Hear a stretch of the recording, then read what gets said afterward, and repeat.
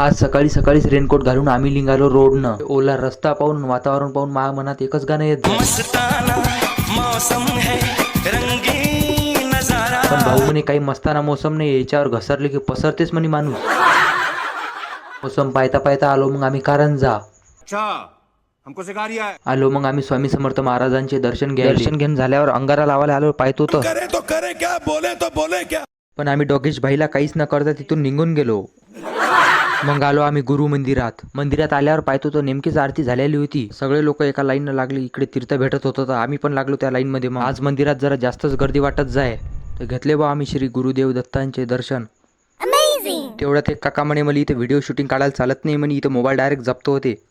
तरी मी सर्व इकडे कॅमेरा फिरवला. नंतर जेवणाची पास घेऊन गेलो आम्ही जेवणाच्या हॉलमध्ये. अबे जल्दी बोल, कल सुबह पनवेल निकलना है. तिथून सरळ आलो मामाच्या रूमवर. तिथून थैली उचलून निघालो आम्ही वापस. सकाळपासून पाणी तलत चालू होता रे बा. भिजत आलो बॉम्बेवाले. मंचुरियन भजे खाऊन निघालोच होतो की तेवढ्यात मित्र आले. 4 अवधीला साईडले लागले बा ते शाळेतल्या गोष्टी सांगायला जुन्या. प्यारी समझ गई.